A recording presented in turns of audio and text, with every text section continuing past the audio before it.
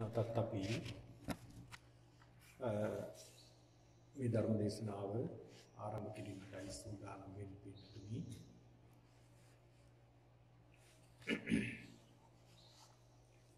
අපි කාරණා දෙකක් පිළිබඳව සාකච්ඡා කරන්නට ඉදිරි මේ ධර්ම දේශනාවෙන් මේ සම්මාදිට්ඨි සූත්‍රයේදී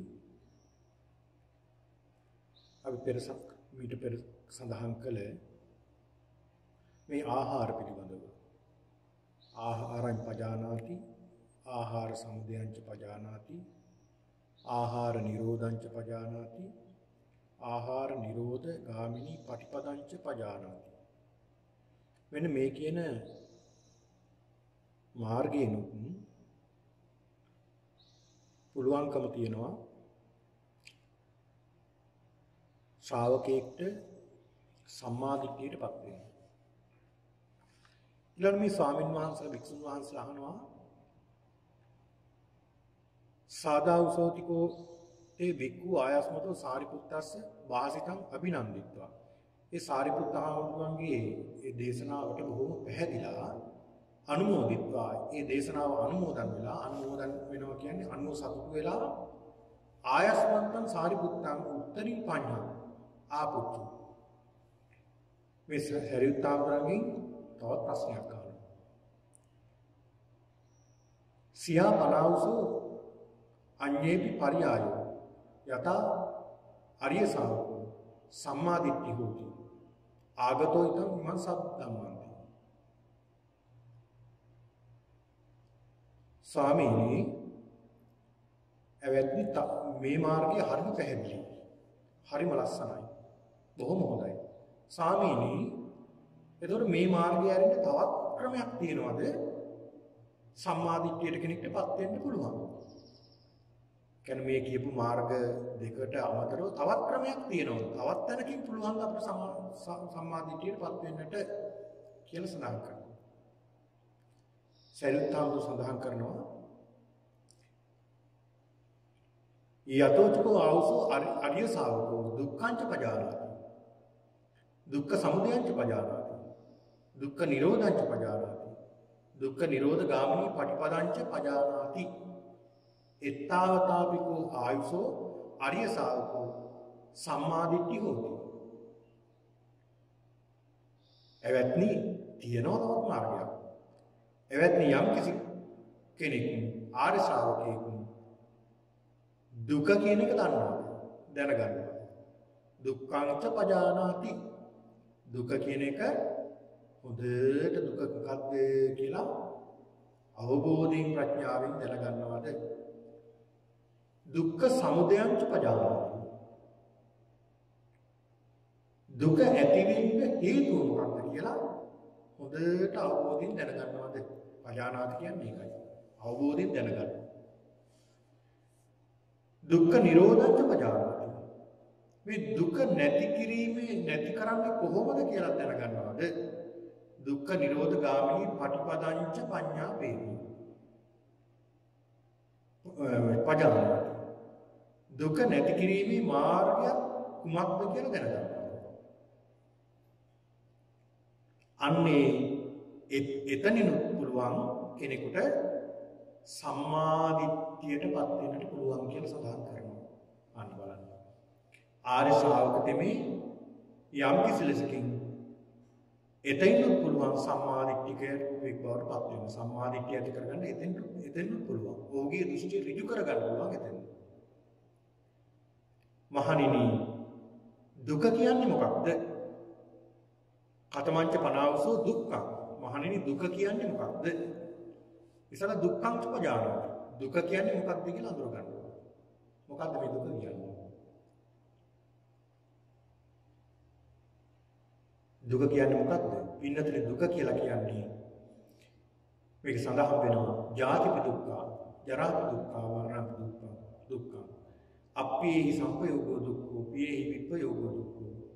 යම් පිච්ඡං ලබති තම්පි දුක්ඛ. සංකිට්ඨේන පංචපාදානස්කන්ධ දුක්ඛ.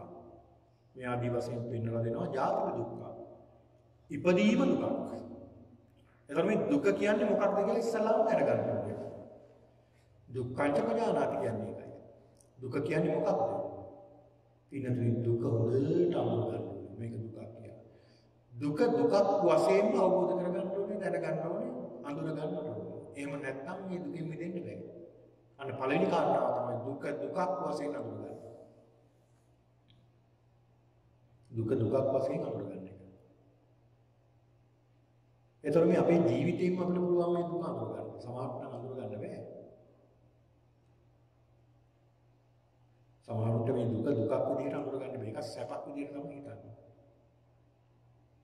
ඔන්න බලන්න. ඒකනේ සමහර අය ඒ දුකින් මුදව ගන්න බැරි. අර සඳහන් වෙන දුගී භවයේ සංස්කෘතිය කියලා. ඒ මිනිස්සුන්ගේ දුප්පත්කමින් මුදව ගන්න බෑ. දැන් මේ රටේ ඉන්නවනේ එහෙම අය. ඒකෙන් මුදව ගන්න බෑ. ඒ අය ඒකම තමයි සැප කියලා හිතාගෙන ඉන්නේ. ඒ කියන්නේ දුකට සැප කියලා රැවටිලා මේ මුලා වෙලා තියෙන දුක.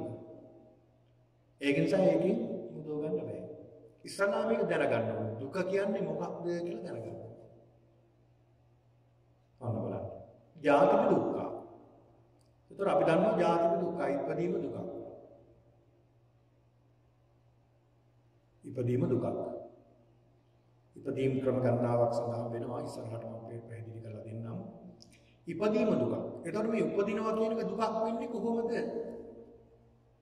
දැන් අපි හිතමු උදා දැන් උපදිනවා කියනකොටම අපිට මතක් වෙන්නේ ගෙදර පුංචි දරුවෙක් උපදිනවා.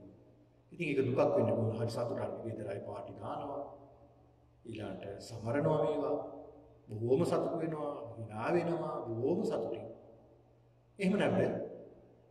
දැන් ගෙදරක දරුවෙක් ඉපදුනහම ඉපදෙනකොට ඒ දරුවා ඉපදීම නිමිති කරගෙන හැමෝටම සතුටක් නැද්ද? සතුටුයිනේ. අම්මට සතුටුයි, තාත්තට සතුටුයි, නැන්ද මාමට සතුටුයි, අම්මා තාත්තට එයාගේ අම්මා තාත්තට සතුටුයි, විහි කරන දෙමාපියන්ගේ. ඊළඟ ඥාතීන්ට සතුටුයි. යාළුවෝ වෙනවා හොයාගෙන තෑගි බෝ ගරගෙන අනේ හලු දරුවෙක් ඉපදුනා, හරි ෂෝක්, හරි ලස්සනයි. හරිම හොඳයි කියලා සතුට වෙනවා. එතකොට මේක මොකද්ද මේ කියන්නේ මේ බුදුහාමුදුරුවෝ මෙතන. ජාති දුක්ඛ. ඉපදීම දුකක් කියලා. ඔක්කොම සතුට වෙනවා. හැබැයි අර දරුවා සතුට වෙනවද? දරුවා සතුට වෙන්නේ. දරුවා කොහොමද මව්කුසින් එළියට එන්නේ? hina වෙවිද? නෑ hina වෙවි නෙමෙයි. ඒ දරුවා එළියට එන්නේ කොහොමද? අඬ. කිසිම දරුවෙක් hina වෙවි එළියට ඇවිල්ලා නෑ. අඬමින් එවිලා තියෙන එළියට. අර මව්කුසේ ඉඳගෙන එළියට එනකොට පුදුම වේදනාවක් ආරම්භ. පුදුම වේදනාවකින් ඉන්නේ. මවටත් ඒ වගේම වේදනාවක්. දරුවෙක් බිහි කරනවා කියන තමයි කුසේ. පුදුම වේදනාවක්. ඊළඟට සිව් මේ ශරීරය අපේ ගොරෝසු අත්වලින් අහු වෙනකොට දෙලිපියෝනි කපනවා වගේ වේදනාවක් එනවා කියන දරුවට. ඔන්න බලන්න. ඒ තරම් වේදනාවක් දුකක් මේ ඉපදීම මවටත් එහෙමයි. ඊට වැඩි දරුවට දස මාසයක් කුසේ අතපය අකුලගෙන ඉන්නවා කියන්නේ මොන වේදනාවක්ද? ඔය ඉඳලා මව කුසින් බිහි වෙනකොටත් මොන තරම් වේදනාවක් ඇති වෙනවද? ඊළඟ මේ දරුවාට ටිකක් කතා කරගන්නකම් මේ දරුවාට ලෙඩක් තිබ්බට කියන එකක්ද? කියන්න පුළුවන් දරුවට බෑ. මොන දුකක්ද ඒකනේ? කතා කරලා කියන්න දාන්න මේ තාත්තේ මට මෙහෙම ලෙඩක් තියෙනවා. දැන් මේ දරුවා අඬනවා විතරයි කරන්නේ. තේරෙන්නේ මේ දරුවට කියන්නේ. මේ දරුවට කියන්න බෑ. අඬන එක තමයි කරන්නේ. ඔන්න බලන්න. දුක්ඛම් පජානාති. ඒතර ඉපදීම දුකක්. ඒතර තව ටිකක් අපි ගැඹුරට බලන්න ඕනේ මේ ඉපදීම ගැන. දැන් අපි කවුරුත් දන්න දෙයක් නෙමේක මේ ජාති දුක්ඛ ඉපදීම මව්කුසින්. ඊළඟට තව ටිකක් කල්පනා කරලා බලමු මේ දුක ගැන හොඳට අපිට දැනගන්නට මොනවා ඉපදීමද දුක?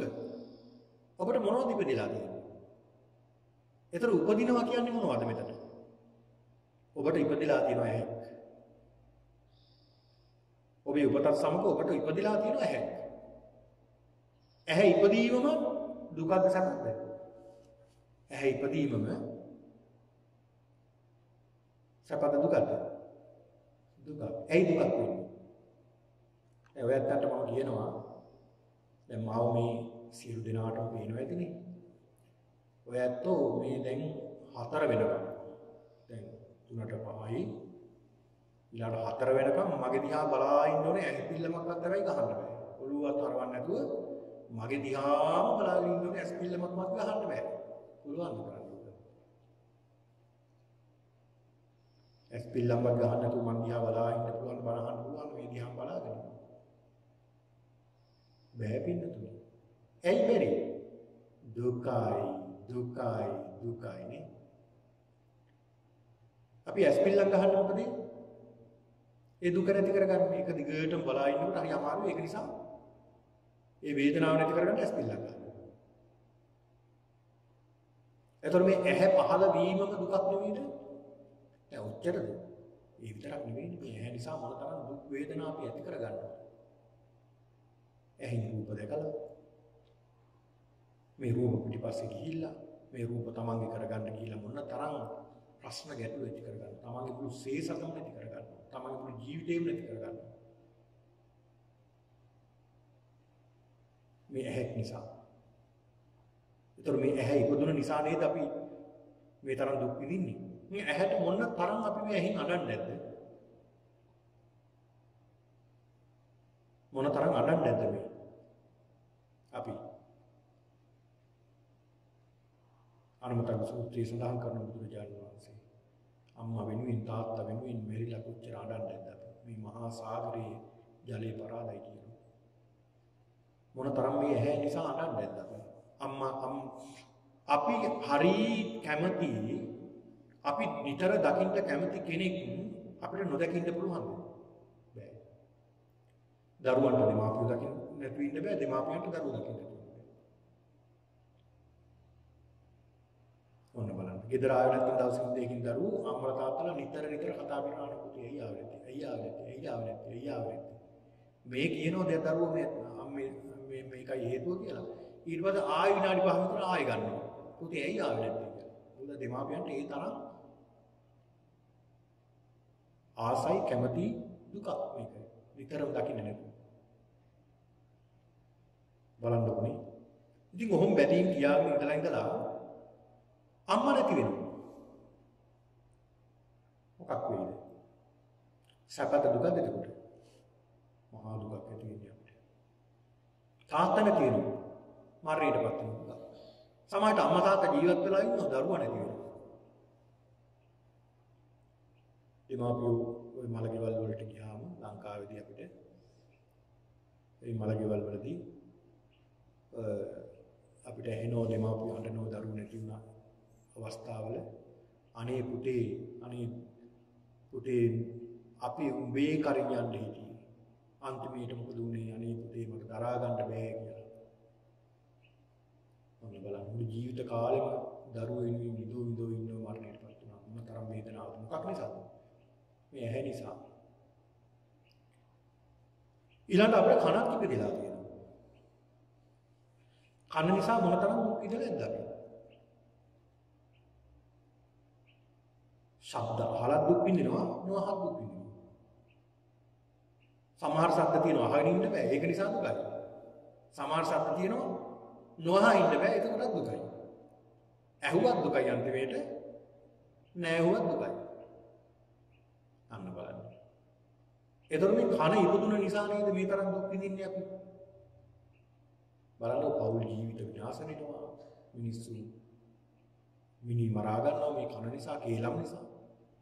කනට ඇහුණ දෙයක් කියන්න ගිහලා. හග්ගිස්සන්න ගිහලානේ. ඒතර මේ කන නිසා මොන තරම් දුකක් මේ සසරේ අපි විඳින්නට ඇද්ද? නාසයත් එහෙමයි. එතකොට අපිට නාසයකුත් ඉපදලා තියෙනවනේ දැන්. ඒ නාසය නිසා, ඒ ඉපදුන නිසාම ඉපදීම උනේ දුක. නාසයක් ඉපදුන්නේ නැත්නම් ඒ දුකක් එයිද? ඇසක් ඉපදුන්නේ නැත්නම් දුකක් තියෙයිද? නෑ. දිවක් ඉපදලා තියෙනවා. මේ දිව නිසා මොන තරම් දුක් විඳිනවද? ඒක ඉතින් බලා ගන්න යන්න ඕනේ රෝහල් වලට. මේ ආහාර නිසා මොන තරම් ලෙඩ වෙලා, අසනීප වෙලා රෝහල් වල ඉන්නවදලා? රටින් භාගයක් රෝහල් වල. ඒ භාගේ සනීප වෙලා යනකොට අනිත් භාගේ දැන් ලැහැත් වෙලා ඉන්නවා ඊළඟට යන්න. ඔන්න බලන්න. ඒක නිසා පින්නතුනි මේ දිව නිසා අපිට දිව ඉපදීම නිසා පින්න වෙනවා. ඊළඟ මේ ශරීරය. මේ ශරීරය නිසා මොන තරම් අපි දුක් විඳිනවද? මේ ශරීරයට සැප හොයමින් හොයන්න ගිහිල්ලා මොන තරම් දුක් විඳිනවද? ඒ සැප අතරමං වෙලා මොන තරම් දුක් විඳිනවද? ඒක නිසා හොඳට අවබෝධ කරගන්න මේ ජාති දුක්ඛ ඉපදීමම තමයි දුක. ඉපදීමේ දුක. මේක මහා දුකක්. දුකක ආරම්භයක්, දුකක මූල ආරම්භයක්, පටන් ගැනීමක් තමයි මේ ඉපදීම කියලා කියන්නේ. එහෙනම් දුක්ඛං පජානාති. දුක දැනගන්නට ඕනේ අපි. ඊළඟ ජරා දුක්ඛ. ඉපදුනා නම් මොකද වෙන්නේ? වයසට යනවා. මේ ශරීරයේ කවදාවත් වයසට නොයත්වා කියලා ප්‍රාර්ථනා කළාට යනවා. තියන්නේ ඔය තියෙන විදිහට ටික ටික යනවා. කළු පාට කෙසුළු පාට වෙනවා. දත් දෙක එක හෙල වෙන්න ගන්නවා. මුලින් නම් ඉතින් කෙස් ගහක් දෙකක් තුනක් ඉතින් පැහෙනවා. පැහෙනකොට ඕක දකින්නකොට මොකද කරන්නේ? ගලවලා ඉමීට කාටවත් පේන්නේ නැති වෙන්න ගලවලා දානවා. කෙස් ගස් දෙක තුනක් පැහිලා තියෙනකොට හිසේ ඕක හිමීට කාටවත් පේන්නේ නැති වෙන්න ගලවලා දානවා. ඒ ගලවනකොට තව ටිකක් ඊට වැඩි දෙතුන් ගුණයක් පැහිලා. ඊට පස්සේ බලනවා මේක ගලවලා මේක ඉවර කරන්නත් බැහැ. ඊට පස්සේ ඩයි ගන්නවා. කළු පාට කරන්න ගන්නවා. ඒකත් ටික කාලයක් කරලා ඕකත් එපා වෙනකොට ඒකත් අතලා ඕක වෙන දෙයක් වෙච්ච අය කියලා තැල්ලා දානවා. ඔන්න බලන්න. වයසට යනවා. ජරාවටපත් වෙනවා. ලස්සනට තියෙන මේ දත් ටික එක එක හෙල වෙනවා. ගැලවෙනවා. නවත්තන්න පුළුවන්ද? නවත්තන්න බෑ. ලස්සනට තියෙන මේ ශරීරය ටික රැලි වැටෙන්න ගන්නවා. ටික රැලි වැටිලා අපි ආඩ පාරේ. හොඳට තුන අතපය ක්‍රියාත්මක කරන්න බැරුව යනවා.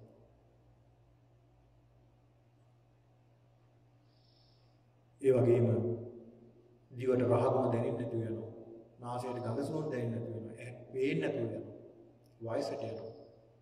ඉපදුනා නම් මේක සිද්ධ වෙනවාමයි නවත්තන්නට බෑ. ඔබ දවසින් දවස වයසට යනවා. අපි හැමෝම වයසට යනවා දවසින් දවස. අදත් එක දවසක් ඔබ වයසට යනවා. අද ගෙවුනහම තව දවසකින් ඔබ වයසට ගියා වෙනවා. ඊළඟ ව්‍යාධි ලෙඩ වෙනවා. මේ ශරීරයේ පින්නතුනි රෝග නිද්දම් පබංගුරන් හරියට රෝග වලට නිදානය. මෙච්චර කල් ලෙඩ ටිකක් හරි ඇදලා මේ වගේ හරි තියෙන එකට ඔබ සතුටු වෙන්න ඕනේ. මේ ශරීරය ඒ තරම් ලෙඩ ගුණාවක් මේ ශරීරය. ඔබේ බාහිරේ තියෙන ලෙඩ අපිට දැක් ගන්න පුළුවන්. අභ්‍යන්තරයේ තියෙන ලෙඩ මොනවද කියලා දැනගන්න අපිට බැහැ. මොනවා තියෙනවද කවුද නැතුලේ. මේ ශරීරේ නිතර ලෙඩ වෙනවා. අසනීප වෙනවා. අපවිත්‍ර ගොඩක් මේක. ඒක හොඳට අවබෝධ කරගන්න තේරුම් ගන්න. ඊළඟට මරණ දුක්ඛ. අවසානට මැරෙනවා. මේ ඉන්ද්‍රියන් බඩපල වෙනවා මරණයටපත් වෙනවා. මැරෙනවා කියන්නේ සැපද දුකද? දුක. ඒ දුක මැරෙන කෙනාටත් දැනෙනවා වටේ ඉන්න අයටත් දැනෙනවා. මැරෙන කෙනා විඳවල මැරෙනවා. ඒ කියන්නේ මරණාසන්න මොහොත ලඟ වුණාම පින්නතුනි ඒක හරි වේදනාකාරී කියන එක ඉතින් මැරිලම් බලන්න දැනගන්න. ඒ කියන්නේ අපිට අත්දැකීමක් නැහැ නේ කියන්න මටත් අත්දැකීමක් නැහැ. මොකද මැරිලා නැහැ නේ මම.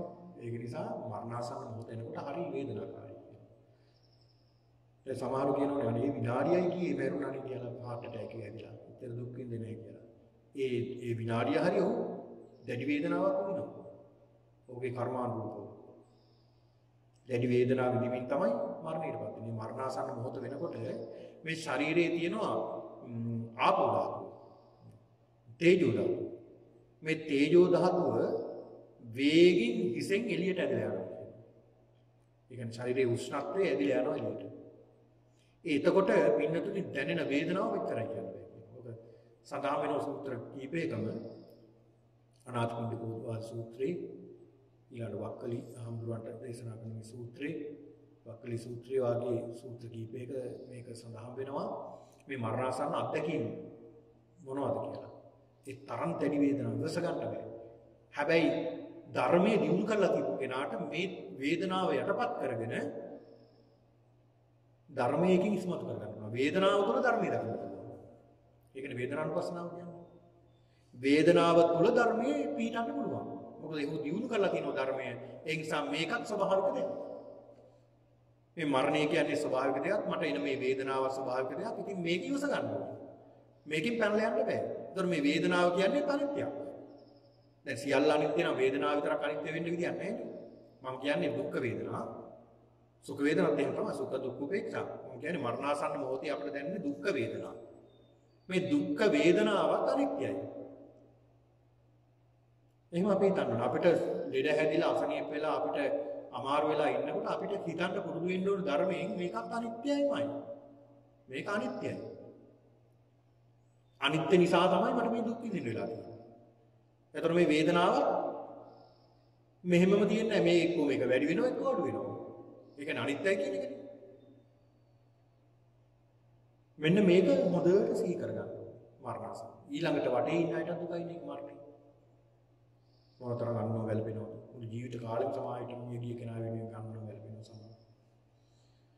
පියෙහි විපයෝගෝ දුක්ඛ. ප්‍රිය දේවල් ප්‍රිය කෙනෙක් අපෙන් ඈත් වෙනවා. දුකක් ඒක. විශාල දුකක්. අප්‍රියෙහි සංපයෝගෝ දුක්ඛ. සමහරට අපි අප්‍රියයි, අමනාපයි. කසාදන ගලක් ඉන්න වෙනවා සමහරවිට. බැන්දට පස්සේ තමයි අප්‍රිය අමනාපයි කියලා දන්නේ. ඉතින් කරන්න දෙයක් නැහැ මේක බෙදගත්ත බෙරේ ඉතින් ආම්බුනි ගහන්න එපා කියලා සමහර කියනවා. අපි කියනවා ඉතින් ගහ ඉන්න මොනව කරන්න බෙදගත්ත බෙරේ දැන් ඉතින් බෙදගත්තනේ. ඉතින් මේ වගේ අප්‍රිය අයත් සමග අපිට ජීවත් වෙන්න වෙනවා. ඒ වගේම තමයි අප්‍රිය දේවල් අපිට ලැබෙනවා. ඒකත් මහා දුකක් බවට අපිට පත් වෙනවා. යම් පිච්ඡන් නලබති තම්පි දුක්ඛං. ඊළාට යමක් අපි කැමැත්තෙන් ඉන්නවා නම් අපේක්ෂාවෙන් ඉන්නවා නම් ඒ අපේක්ෂාවෙන් ඉන්න දේ අපිට ලැබෙන්නේ නැහැ. අපි හිතමු දෙයක් ගැන අපි බොහෝම අපේක්ෂාවෙන් කැමැත්තෙන් බලාපොරොත්තු සහගතව අපි ඒ දේ ගැන ඉන්නවා කියලා. නමුත් ඒ දේ අපිට ලැබෙන්නේ නැහැ. එතකොට මහා දුකක් බවට පත් වෙනවා. අපි හිතමු අපි වැඩ කරන ආයතනයේ යම්කිසි නිලයක් Tamanට හම්බෙන්න තියෙනවා. උසස් වීම. ඉතින් බලාපොරොත්තුෙන් ඉන්නවා මේ උසස් වීම ලැබෙයි කියලා. බලාපොරොත්තුෙන් ඉන්නවා හැබැයි මේ උසස් වීම ලැබෙන්නේ නැහැ වෙන කෙනෙකුට ලැබෙනවා. ඒතකොට සතුටු වෙයිද අපි? නෑ දුකයි. හරිම දුකක් ඇති වෙනවා. නේ මට ලැබුණේ නැහැ බලන්න. මට මේ සුදුසුකම තියෙනවා. මේ සුදුසුකම තියෙනවා. මේ සුදුසුකම තියෙනවා. මේ උපාධිය තියෙනවා. මේ උපාධිය තියෙනවා. මට ලැබුණේ නැහැ ඒක. වෙන කෙනෙකුට. මම නම් කලකිරීමෙන් ඉන්නේ. මට නම් හරි දුකයි මේ ගැන. එහෙම කියනවා. නිලතල තනු පුතානාන්තර මේ වගේ බලාපොරොත්තු වෙන්න ලැබෙයි කියලා. හැබැයි ලැබෙන්නේ නැතුව යනවා. යම් පිච්ඡන් නලබති. යමක් ඉච්ඡන් කියන්නේ කැමති නලබති. ඒ දේ ලැබෙන්නේ නැහැ. ආනික දුක බවට. සංකිට්ඨේන පංච පාදානස්කන්ධය ඊළඟ සඳහන් කරනවා කෙටියෙන්ම කියවුවොත් උපාදාන ස්කන්ධ පහම දුකක්. ඒ කියන්නේ රූප ස්කන්ධය, වේදනා, සංඥා, සංකාර, විඤ්ඤාණ. රූප ස්කන්ධය, වේදනා ස්කන්ධය, සංඥා ස්කන්ධය, සංකාර ස්කන්ධය, විඤ්ඤාණ ස්කන්ධය කියන මේ පහම අතිශයම දුකක් කියලා. මේ ස්කන්ධ පහම දුකක්. ස්කන්ධ පහක් අපි තියාගෙන ඉතින් මේක කවමින් නාවමින් පොවමින් ආහට ගෙනියනවා මෙහෙට ගෙනියනවා ආහට ගෙනියනවා මෙහෙට ගෙනියනවා දුකක් උදින්නේ මේ. අන්න බලන්න මේ සරියුත් හාමුදුරුවෝ සඳහන් කරනවා දුක්ඛං ච පජානාති. මේ දුක කියන එක හොඳට දැනගන්න. ඒතර මේ හැම දෙයකම දුකක් තියෙනවා. හැම දෙයක්ම දුකක්. ඒ දුක දුකක් බව අඳුර ගන්න ඕනේ. ඔබ ඔය වාඩි වෙලා ඉන්නවනම් ඒකත් දුකක්. දැන් අපි ඒකනේ වරින් වර විවේකය ලබා දෙන්නේ. මොකද එක දිගටම ඉඳගෙන ඉන්න බෑ දුකක්. ඒතර ඒකත් අවබෝධ කරගන්න මේක දුකක්. එක විදිහකට ඉරියව් තියාගෙන ඉන්න බෑ අපිට ඉරියව් මාරු කරනවා. ඒකත් දුකක් නිසා. එහෙනම් මෙන්න මේ කියන දුක හඳුන ගන්නට ඕන දුක්ඛං පජානාති. දුක හොඳට දැනගන්නට ඕන. ඊළඟ කල්පනා කරන්න ඕනේ දුක්ඛ සමුදයංච පජානාති. ඒතර මේ දුක අඳුරගත්තා අපි. මේ දුක අඳුරගත්තට බෑ දුක ඇති වෙන්නේ මොකක් නිසාද කියලා අපි දැනගන්නට ඕනේ. හොඳට දැනගන්න. මොකක් නිසාද මේ දුක ඇති වෙන්නේ? පින්නතර මේ දුක ඇති වෙන එකම හේතුව තමයි යායන් තණ්හා පෝනෝ භවිකා නන්දිරාග සහගතා తත්‍ර తත්‍රාමි නන්දින සයති ඉදං කාම තණ්හා භව තණ්හා විභව තණ්හා. මොකක් නිසාද මේ යායන් තණ්හා පෝනෝ භවිකා නන්දිරාග සහගතා ඒ පුද්ගලයා පෝනෝ භාග පුනර්භවයක් ඇති වෙනවා. පුනර්භවයක් ඇති වෙලා නන්දිරාග සහගතා ඒ ඉපදින තැන නන්දිරාගය ඇති කරගන්නවා. ඒ කියන්නේ දැන් අපි මේ මනුස්ස භවයක් ලබාගෙන තියෙනවනේ. මේ මනුස්ස භවය ලබාගෙන අපි එතෙන්ට නන්දි රාගය ඇති කරගෙන නෙමෙයි දින්නේ. මේ මනුස්ස භවයට කැමති නැද්ද? අකමැති නම් ඔබ මැරෙන්න බෑ. මැරෙන්නේ නැහැ නේ අපි. අපි ජීවත් වෙන්නයි කැමති. ඒ ලැබුණ භවයේ ජීවත් වෙනවා. තත්ත තත්‍රා විනන්දිනී. එතන ඇලෙනවා. දැන් අපි ඇලිලා ඉන්නේ මේකට. ඔන්න බලන්නකෝ. මේ අපි විතරක් නෙමෙයි සියලු සත්ත්වෝ එහෙම. උදාහරණයක් කියන්නකෝ අපි බලමුකෝ කල්පනා කරලා බලන්න සුනකෙක්. දැන් මේ රටේ නම් සුනකයෝ ගෙවල් වල බොහොම සැප සම්පත් විදිහට හැදෙන්නේ. දැන් ලංකාවේම අනිත් රටවල් වල ගත්තාම ඔබ දැකලා ඇති ශරීරයේ එක මයිල් ගහක්වත් නැහැ. රෝම කූපයක්වත් නැහැ. අපි කියන්නේ හොරිකඩ කියලා. බොහොම ජරා ජීර්ණ වුණ බල්ලෙක්. මේ සතා පුදුම දුකක් විඳින කහ කහ හැමතැනම තුවාල තියෙනවා. සමහරට පණුවොත් ගහලා මේ තුවාල වලට. ඊට පස්සේ මොකද මේ සතා කල්පනා කරනවද අනේ මේක දුකක්. මම වාහනයකට හරි බෙල්ල තියලා මැරෙන්න ඕනේ කියලා ගිහලා බෙල්ල තියනවා. නෑ මේ සතා මොකද කරන්නේ? මේ සතා ලැබුණ තැන දැන් නන්දිරාග සහගතා තත්ත්වතාපි නන්දිනී. දැන් ඉපදිලා ඉන්නේ ඒ ඉපදුන භවයේ පෝෂණය කරගන්න කොහොම හරි කහ කහ හරි මේ සතා උත්සාහ කරනවා. එතන ඇලිලා ඉන්නේ. හැම සත්වෙක් මෙහෙමයි. හැම සතුන් අපාය උපදී වේවා, තිරිසන් යෝනිය වේවා, අසුර අපාය වේවා. දැන් තිරිසන් සතෙක් වුණත් ඊළාට ප්‍රේතෙක් වුණත් දැන් ප්‍රේතෙක් කළා වුණත් සමහර ප්‍රේතයෝ ඉන්නවා අසුචි අනුභව කරන්නේ. අසුචි අනුභව කරන්නේ. අර එක සැරයක් එක තැනක සඳහන් වෙනවා බිරිඳත් ස්වාමියාත් දෙන්නම අකුසල් කරා. දෙන්නම අකුසල් කළා දෙන්නම ඉපදුනා එකටම මේ වගේ අකුසල් ඵලෙපාත දෙන තැනක ප්‍රේතෙක් කියලා. වැඩේ තියෙන කාන්තාවගේ ස්වාමියාගේ ප්‍රේතයාගේ කරේ තමයි ඉන්නේ ප්‍රේතය. ප්‍රේතය අසුචි කරනවා ප්‍රේතය ආහාරට ගන්නවා. ප්‍රේතය අසුචි කරනවා ප්‍රේතය ආහාරට ගන්නවා. ඔන්න බලන්න. මොනතරම් අකුසල කර්මයක්ද. නමුත් ඒ අය කල්පනා කරන්නේ මේක මෙහෙම දෙයක් කියලා. දැන් බලන්න ඔය තිරසන් සතෙක් ගත්ත අපි බලමු. දැන් ඌරෙක්ගේ ස්වභාවය තමයි ඌරගේ ආහාරය මොකක්ද? අසුචි අනුභව කිරීම. ඒ සතාට මොන තරම් රාජභෝජන තිබුණත් ඒ වගේ මේ ඒ සතා අනුභව කරන්නේ. ඒ සතාට කැමතිම ආහාරය ඒක. හැබැයි ඒ සතා කල්පනා කරනවා ඒක තමයි ඒ සතාගේ හොඳම රසවත්ම කෑම කියලා. අපි අර විදිහට හිතුවට. අන්න බලන්න ඒකයි කියන්නේ යායම් කරනා පොරොම්බවික. පුනර්භවයක් ඇති වෙලා තියෙනවා. නන්දිරාග සාගත නන්දිරාගයක් ඇති වෙලා තියෙනවා. එතෙන්ට රාගයේ කැමැත්ත තත්ත්වතාපි නන්දිනී. ඒ තැන් වල අල්ල ගන්නවා දැන් ඒක. ඒක අල්ලගෙන තියෙනවා. තත්ත්වතාපි නන්දිනී. සයති දා කාම තණ්හා. කාම වස්තුන් කෙරෙහි දැඩි කැමැත්තකින් අල්ලගෙන තියෙනවා. කාම වස්තුන් කෙරෙහි. ඊළඟ භව තණ්හා. මෙතනින් සඳහන් කරන භව තණ්හා කියලා භවයක් ප්‍රාර්ථනා කරනවා. දැන් ඔයත් යම් කිසි පිනක් කරලා කුසලයක් කරලා දිව්‍ය ලෝක ප්‍රාර්ථනා කරනවා නම් ඒක භව තණ්හාවටයි තියෙන්නේ. තණ්හාවට. ඒකත් තණ්හාවක් බවට පත් වෙනවා. ඉතින් යහපත් වෙනක තමයි උත්තර ලබන්නේ. නමුත් ඒකත් තෘෂ්ණාව. මේකට කියනවා සාස්වත දෘෂ්ටිය කියලා. ඒ කියන්නේ අපි මේ පෙර සසරේ ජීවත් වේගන ඇවිල්ලා ඉඳලා තියෙනවා කියලා. භව තණ්හා, භව ප්‍රාර්ථනා කරනවා. ඊළඟට අපිට ඉස්සරහටත් භවයක් තියෙනවා. තව තැනක උපත ලබන්න පුළුවන් කියලා. සාස්වත. ඊළඟට විභව තණ්හා, උච්ඡේද දෘෂ්ටියක් මේක. ඒ කියන්නේ උපත ලබන්න තැනක් නැහැ. මෙතනින් පස්සේ කොහෙවත් උපත ලැබෙන්නේ නැහැ. අපි ඒ ඉඳන් දැන් කරන දේක් ඕන දෙයක් කරපළා. ඔන්න බලන්න. මේ විදිහට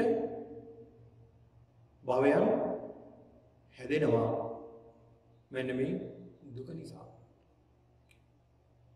එහෙනම් මේ සරියුත් හාමුදුරුවෝ සඳහන් කරනවා දුක්ඛංච පජානාති, දුකක් දැනගත්තා. ඒ පුද්ගලයා දුක්ඛ සමුදයංච පජානාති, දුක ඇති වෙන හේතුවක් දැනගත්තා. මොකද හේතුව? තෘෂ්ණාව. අනුසය වශයෙන් ඇති වෙන මේ තෘෂ්ණාව නිසා තමයි දුක ඇති වෙන්නේ. දුක්ඛ නිරෝධංච පජානාති, දුක ඊළඟට නැති කිරීමක් දැනගන්න. කොහොමද නැති කරන්න ඕන දුක? දුක නැති කරන්න මොකක්ද නැති කළ යුත්තේ? තෘෂ්ණාව නැති කරන්න. එතකොට මේ තෘෂ්ණාව නැති කිරීමේ වැඩපිළිවෙලක් තියෙනවා. මේ දුක නැති කිරීමේ වැඩපිළිවෙලක් තියෙනවා. ඒ තමයි අරිය වට්ටංගිකෝ මග්ගිතෝ සෙය්‍යදීන. සම්මාදිට්ඨිය නිවැරදි දැකීම. නිවැරදිව දකින්න ඕනේ මේක. දුක කියන එක නිවැරදිව දැක ගන්න. නිවැරදිව දැක්කොත් තමයි ඒකෙන් වළකින්නට පුළුවන්. සම්මා සංකප්ප, නිවැරදි සංකල්පන. සම්මා වාචා, නිවැරදි වචන තියෙනවා.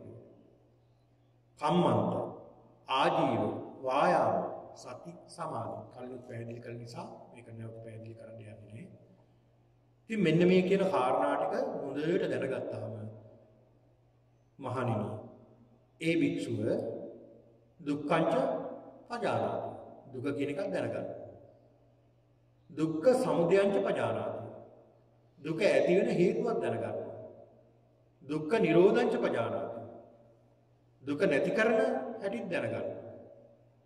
දුක්ඛ නිරෝධ ගාමිනී පටිපදංච පජානාති, දුක නැති කරන මාර්ගයක් දැනගන්නවා. ආන් එතනින්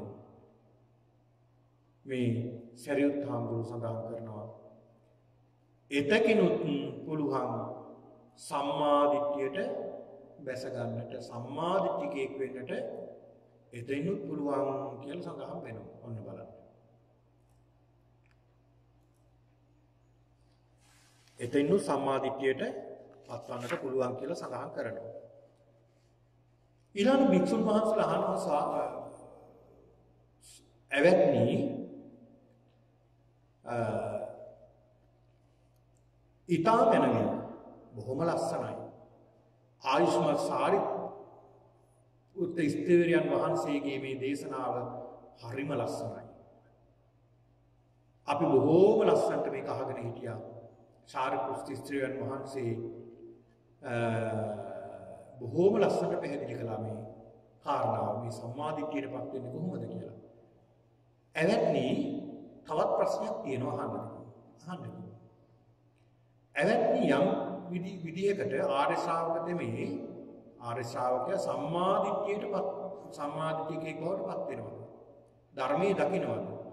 නිර්වාණ ධර්මයට පැමිණෙනවද? මේ ක්‍රමයේ ඇරෙන්න තවත් ක්‍රමයක් තියෙනවද කියලා. එවත්නි තියෙනවා තවත් ක්‍රමයක්. එවත්නි තවත් ක්‍රමයක් තියෙනවා මේකට. මොකක්ද ඒක? යතෝචකෝ ආවසෝ අරිය ශාවකෝ ජරා මරණංච පජානාති. ජරා මරණ සමුදයංච පජානාති. ජරා මරණ නිරෝධංච පජානාති. ජරා මරණ නිරෝධ ගාමිනී පටිපදංච පජානාති. එත්තාවතාපිකෝ ආවුසු අරිය ශාවකෝ සම්මාදිට්ඨි හෝති. අන්න තවත් ක්‍රමයක් තියෙනවා. මොකක්ද ඒ ක්‍රමය? එවත්නි ජරා මරණය යම් කිසි කෙනෙක් දැනගන්නවාද මොකද්ද මේ ජරා මරණය කියලා හොඳට අවබෝධයෙන් දැනගන්නවාද? ජරා මරණ හට ගැනීමේ හේතුවක් දැනගන්නවාද?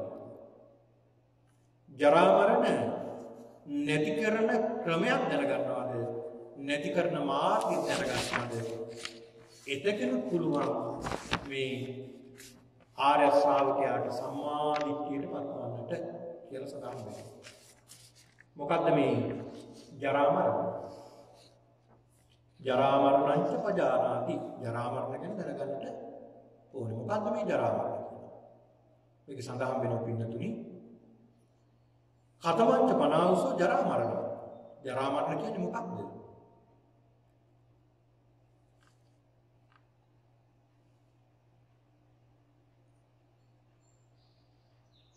කතමා ජරා මරණ වික්කවේ ජරා මරණ යම් තේසං සත්තානං ධම්මිතම්මි සත්තනිකායේ ජරා ජීරණතා කණ්ඩිච්ඡං පාලිච්ඡං වලිච්ඡතා ආයෝ සංහානි ඉන්ද්‍රියාණං පරිපාකෝ අයං උච්චතාවසු ජරා.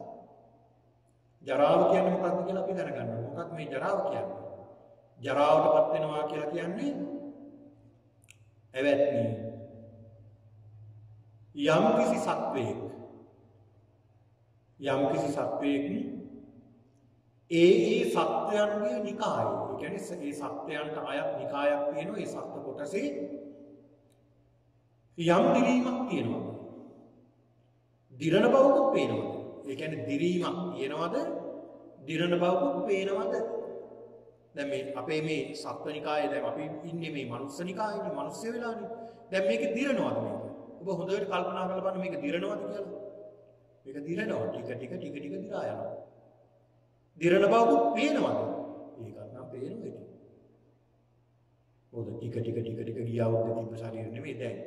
ගිය අවුරුද්දේ තිබ්බ දත් ටික නෙමෙයි දැන්. ගිය අවුරුද්දේ තිබ්බ කෙස් ටික නෙමෙයි දැන්. ටික මේවා දිරමින් යනවත් පේනවා.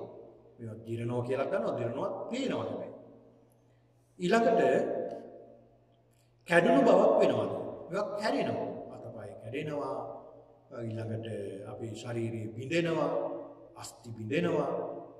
ඉතින් මේ වගේ වෙනස්කම් වලටපත් වෙනවා. ඊළඟට කෙහෙ පැහුණු බවක් වේද? කෙස් පැහෙනවා. හැම රැලි වැටුණු බවක් වේද? එතන හැමත් රැලි වැටෙනවා. ආයුෂත් පිරිහෙනවා. ටික ආයුෂ පිරිහීමට යනවා. ඉන්ද්‍රියන්ගේ මේරිමක් වෙනවා. ඉන්ද්‍රිය ටික මේ මෝරනවා. මෝරනවා කියන්නේ පැහැෙනවා, විනාශ වෙනවා කියන එක. ඉන්ද්‍රිය ටික මෝරනවා. එවත්නි මේ ජරාව කියලා මේකට කියනවා. මෙන්න මේකට කියනවා ජරාව. ඒ කියන්නේ පැසුණු බවක් තියෙනවද? පැසුණු බවක් පේනවද? දිරීමක් තියෙනවද? දිරීමක් පේනවද? ආයුෂය ගෙවෙනවද? කෙස් පැහෙනවද? ඇඟ රැලි වැටෙනවද? ලෝම හැලෙනවද? කොන්ද කුඩු ගැහෙනවද? මේකට කියනවා ජරාව කියලා. කතමංචාවසු මරණ. මහණෙනි එවැත්නි මරණය කියන්නේ මොකක්ද? යා තේසං සත්තාන කම්මා සත්තනිකාය චුති චවනතා බේදු අන්තරදාන මච්චු මරණ කාලක්‍රියා කන්දානම් බේදු කලේබරසනික්කේතු ඉදං උච්චතාවසු මරණ. මහණෙනි ඒ සත්ත්ව නිකායන්ගේ ඒ සත්වයන්ගේ යම් චුත වීමක් තියෙනවා. ඒ සත්ත්ව නිකාවල යම් සත්වයින්ව චුත වෙලා යනවා. මැරෙන්නේ චුත වෙනවා. ඔය දේවි වගේ චුත වෙනවා. චුත වෙන බවක් දන්නවද? බෙහෙදයක්, අතුරුදහන් වීමක්, මරණයක්, කාලක්‍රියාවක්, ස්කන්ධයන්ගේ විදීමක්, ශාරීරික බහා තැබීමක් වෙනවද? අන්න ඒකට කියනවා මරණය. මරණ වෙන ආකාර හතරක් ගැන සඳහන්. ආයුක්ඛය මරණය, කම්මක්ඛය, උභයක්ඛය, උපච්ඡේදක්ඛය. ආයුක්ඛය කියලා කියනවා අපේ ආයුෂය අවසන් වීමෙන් මරණයටපත්. ඒ සමහරව ආයුෂය අවසන් කරලා මරණයටපත්. සමහරවල් දීර්ඝායුෂ විඳින කියලා ඔහුගේ ගෙනාවු ආයුෂ එච්චරයි මරණ මරණ. සමහර දීර්ඝායුෂ සමහර අඩු ආයුෂ. ඊළඟට කම්මක්කය. ආයුෂ ඉතිරි වෙලා තියෙනවා. හැබැයි කර්මය නිසා කර්ම දෝෂයක් නිසා උන් මරනවා. ආයුෂය තියෙනවා. කර්ම දෝෂයක් නිසා මරනවා. ඊළඟට උභයක්තිය. ආයුෂයත් ඉවරයි. කර්මයත් ඉවරයි උන් මරනවා. සමහරවිට ඔය සියල්ලම තියෙනකොට උපච්ඡේදයක් වෙනවා. මැදි මොකක් හරි වෙන උපද්‍රවයක් වෙලා මැරෙනවා. අනතුරක් වෙලා මැරෙනවා. ඇක්සිඩන්ට් එකක් වෙලා මැරෙනවා. මේ වගේ දෙයකින් මරණයටපත් වෙනවා. අන්න ඒකට කියනවා මරණය කියලා කියනවා. එතකොට මේ ජරාවත් මරණයත් හොඳට දැනගන්න. ඒක හොඳට දැනගත්තාම ඊට පස්සේ කල්පනා කරන්න ඕනේ ජරා මරණ සමුදයංච පජානාති.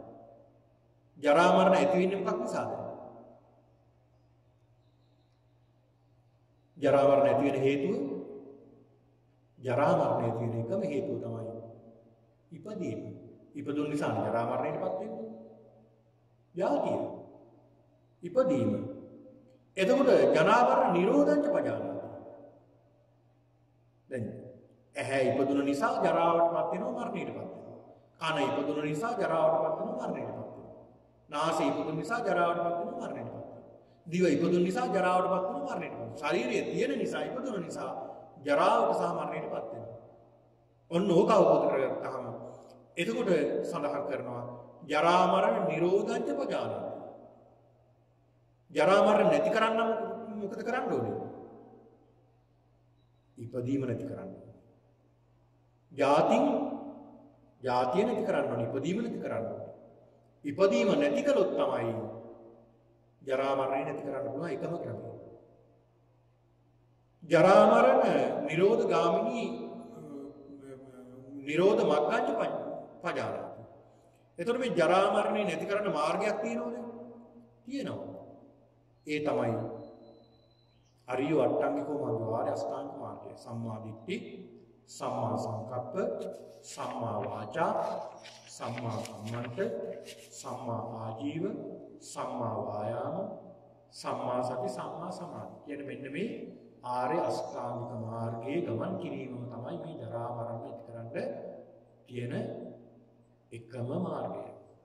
ඉතින් ඒක නිසා පින්නතුනි මේ ජරාව සහ මරණය පිළිබඳව හොඳට අවබෝධයෙන් යුක්තව මේ දුක පිළිබඳව හොඳට අවබෝධයෙන් යුක්තව කටයුතු කරන කෙනා ඒකාන්ත වශයෙන් සම්මා දිට්ඨියටපත් වෙනවා. මේකේ සඳහන් කරනවා එතකිනුත් සම්මා දිට්ඨික පුද්ගලයෙක් බවට පත් වෙනවා. ජරා මරණය ගැන දැන ගැනීමත්, ජරා මරණය ඇති වෙන හේතුව දැන ගැනීමත්, නැති කිරීමේ හේතුව දැන ගැනීමත්, නැති කිරීමේ මාර්ගය දැන ගැනීමේ හේතුවත් මාර්ගය දැන ගැනීමත් එතකිනුත් පුළුවන් මේ සම්මා දිට්ඨික පුද්ගලයෙක් බවට පත් වෙන්න කියලා සඳහන් කරනවා. හොඳයි පින්නතුනි, එහෙනම් අද මේ ධර්ම දේශනාව අදට අවසන් කරනවා. තවත් කරුණු ගණනාවක් මෙහි කොටස් ගණනාවක් දේශනා කරන්න තියෙන ඉදිරි දේශන වලින් මේ ධර්ම දේශනාවේ පිළිබඳව නැවතත් අපි සාකච්ඡා කරනවා. දැන් ඔබට ධර්ම ගැටලු තියෙනවා නම් ඔබට ඉදිරිපත් කරන්න අවස්ථාව තියෙනවා. ඔබට තව විනාඩියකින් පමණ ඔබට ධර්ම ගැටලු ඉදිරිපත් කරන්න අවස්ථාව තියෙනවා.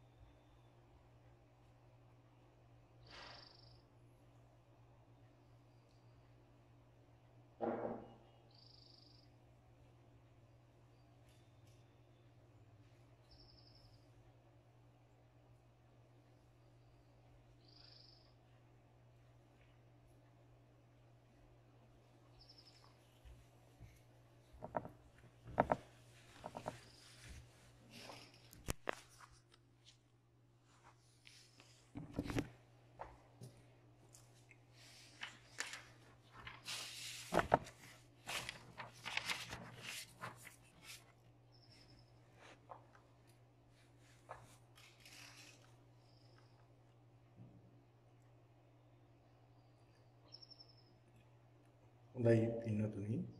ඔබට මේ කාල පරිච්ඡේදය දහම් ගැටළු යොමු කිරීමට අවස්ථාව දැන් තිබෙනවා. ඔබට යම්කිසි දහම් ගැටලුවක් තියෙනවා නම් අපිට සාකච්ඡා කරන්න පුළුවන් මේ කාල පරිච්ඡේදය ඇතුළත.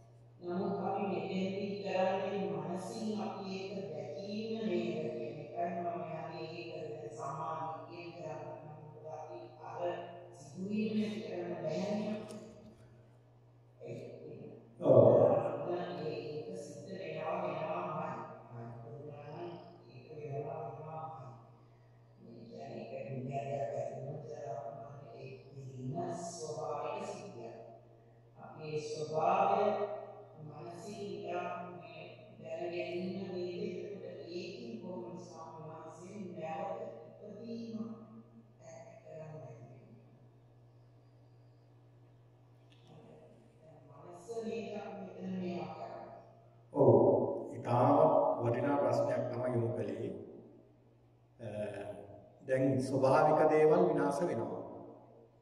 ඒවා අපිට ප්‍රශ්නයක් නෙමෙයි. ඊළඟට අපිට ප්‍රශ්නේ තියෙන්නේ මේ ලෝකයේ අනිත්‍ය දුක්ඛ අනාත්ම තත්ත්වයටපත් වෙන එක. ඒ කියන්නේ මෙතනින් මම අර්ථවත් කළේ ලෝකය කියලා මේ ස්කන්ධ ලෝකය. මේ බඹයක් පමණ වූ ශරීරය. මොකද ඒකේ දුක තියෙන්නේ. දැන් මහ පොළොවේ දුකක් නැහැ. ගහට කොළට දුකක් නැහැ. දුක තියෙන්නේ මේ සත්වයන්ට. ඒක නිසා මේ අපි ඒ නෝන මහත්මිය අහ ප්‍රශ්නේ ඉතාමත් වටිනා ප්‍රශ්නයක්. මේක මේ මානසික නේද දකින්නට ඕනේ කියලා. ඇත්තටම මේක මානසික දකින්න ඕන දෙයක්. මනස දියුණු කරගන්න ඕනේ මේවා විනාශ වෙනවා. ඒ විනාශ වෙන ලෝකයේ අවබෝධ කරගෙන අවබෝධයෙන් යුක්තව මේ ලෝකේ ජීවත් වීමයි කරන්න ඕනේ. ඒ අවබෝධයෙන් යුක්තව මේ ලෝකේ ජීවත් වෙන්න පුළුවන් නම් ඒ කෙනා ඉතාමත් උත්තම පුද්ගලයෙක් බවට පත් වෙනවා. ඒ කියන්නේ මනසින් අපි දකින්න ඕනේ, මනසින් අවබෝධ කරගන්න ඕනේ මේ දේ විනාශ වෙනවා. වෙනස් වෙනවා, විනාශ වෙනවා. එහෙම අවබෝධ කරගන්න කෙනා මේ ලෝකෙට ඇලෙන්නේ නැහැ. මේ කාමයන්ට ඇලෙන්නේ නැහැ. හැබැයි බොහොම සතුටින් වාසය කරනවා කෙනා. ඊටාම සතුටින් වාසය කරනවා. ප්‍රශ්නෙට උත්තරේ හරියද? තවත් අවසානට මොකක් හරි අහුවා ප්‍රශ්නයක්.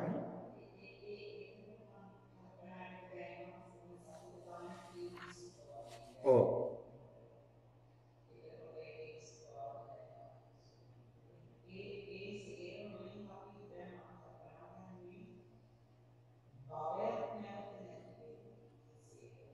භවයක් නැති වෙන්නේ නේද? භවයක් නැති වෙන හේතුව තමයි භවය අල්ලා ගැනීම නැති වීම. අල්ලගත්තේ නැති වුනහම තමයි අල්ලගත්තාම තමයි දැන් උපාදාන පත්‍ය බහුව. අන්න උපාදාන කියන්නේ දැන් අපි ඉස්සරහට මේ ධර්ම දේශනාව කරගෙන යනකොට පැහැදිලි වෙයි. දැන් මේක තියෙනෝනේ තණ්හාව. තණ්හාව කියන්නේ දැන් තෘෂ්ණාව කියන්නේ අපි කාටත් තියෙන දෙයක් නේ. අඩු වැඩිය. අපි කාටත් අඩුවෙන් තියෙනවා සමහරට වැඩියෙන් තියෙනවා නේද? දැන් මොකද්ද? ඔව් මනසින් තමයි පැත්තට යන්නේ. ඒ තණ්හාවට වඩා භයානකයි මම මේ කියන්නේ හැදුවේ උපාදානය. මොකද මේ තණ්හාවම දැඩිව අල්ලගන්න ගැනීම තමයි උපාදානය කියන්නේ. ඒ කියන්නේ උපාදානය කියන්නේ මගේ කියලා ඒක පුදුම විදිහට හිතින් අල්ලගන්නවා. අන්න හරි. සක්කාය දිට්ඨියෙන් අල්ලගන්නවා. මගේ කියලා වෙනස් වෙන්න දෙන්නේ නැහැ. දැන් සමහරු ඉන්නවනේ මේවා වෙනස් වෙන්න දෙන්නෙම නෑනේ. නේද? වෙනස් වෙන්න දෙන්නෙම නෑ අල්ලගෙන. තමන්ගේ ශරීරය විතරක් නෙවෙයි තමන්ගේ දරුවෝ, තමන්ගේ දේපල, ධනය. දැන් ඔය කොච්චර තියෙනවද සමහර අය දැන් මරණ මොහොතේ මරණ මංචකේ ඉඳගෙන සමහර දෙමාපිය දරුවන්ට කියනවා ඕන්ට නගින්න දෙන්න එපා ආතර සීමාවට. මම නයික් වගේ හරිය වෙලාවම කනවා. දෂ්ට කරනවා. එහෙම කියන අය නැද්ද? ඉන්නවා. අන්න මොකද වෙලා තියෙන්නේ? උපාදානය කරනවා. මොකද වෙන්නේ අන්තිමේට? උපාදාන පත්‍ය බහුව. ඒ ඉඩමෙම ලයික් පොලගේ කියලා උපදිනවා. ඉතින් තිරසනෙක් වෙලා. ඔන්න බලන්න. ඔන්න ඔබ තමයි සිද්ධ වෙන්නේ. ඒක නිසා මේ භවය සකස් වෙන්නේ උපාදානය නිසා. ඒක උපාදාන කියන අල්ලාගෙන අල්ලා ගැනීම. මේ අල්ලා ගැනීමක් නැත්නම් භවයක් ඇති වෙන්නේ නැහැ. පුළුවන් තරම් අල්ලා ගැනීම අඩු කරගන්න ඕනේ. මොකද මේක මේ සසරේ ඇවිල්ලා තියෙන නෝන අනුසය වශයෙන් මේ සසරේ ප්‍රගුණ කර දැන් මේවා හිතන්න එපා මේ අපි මේ ඉපදුණු දවසේ ඉඳලා විතරයි මේ ලෝභය ද්වේෂය මොහය අපිට ඇවිල්ලා තියෙන්නේ. මේක සසරේ මොන තරම් ඉපදිලා ඇද්ද? මම දවසකට අර දේශනාවක් සිදු කළා අනවකක සූත්‍රයේ. ඒකෙන් අපිට පැහැදිලි වුණානේ මේ සසරේ මොන තරම් අපි ඇවිදින්න ඇද්ද කියලා. අම්මා මැරිලා අඬපු කඳුළු මහා සාගරයේ පරාදයි කියන්නේ. ඉතින් මොන තරම් උපදින්නද? ඉතින් එච්චර ඉපදුන අපි මොන තරම් රෝග තෘෂ්ණාව රැස් කරන්නේ නැද්ද? ඒ රැස් කරපු තෘෂ්ණාව නැද්ද අපේ අනුසය වශයෙන් අපේ හිතේ? ඌව තමයි පැන නගින්නේ. කොච්චර යටපත් කරන්න ඇදුවත් අපිට වමතු වෙනවා. ඒක ස්වභාවයක්. අපි ප්‍රඥාවම අවබෝධ කරගෙන ප්‍රඥාව දියුණු කරගෙන අපි පුළුවන් තරම් අවබෝධයෙන් හොඳ සිහියෙන් යුක්තව කටයුතු කරන්න ඕනේ මේ වෙලාවේ. ඔව්. සම්මා සතිය. අන්න හරි. මිත්‍යා සතිය. මිත්‍යා සතිය නෑ කියන්නේ ඒක සම්මා සතිය.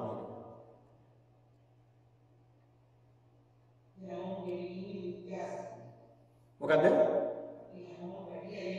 ඔව් මිත්‍යා සතියේ ඉන්නේ. මිත්‍යා සතිය ඔක සත්තුන්ටත් තියෙනවනේ ඔක. දැන් අපි හිතමු කොටියෙක් මුවෙක් පස්සේ යනවා. මේ කොටියක් සමහර විට අර සතාව මරන්න පැය ගාණක් එක ඉරියව්වෙන් ඉන්නවා. ඒ සතා එක තැනකට එනකම්. එතකොට ඒක සතියක් තමයි.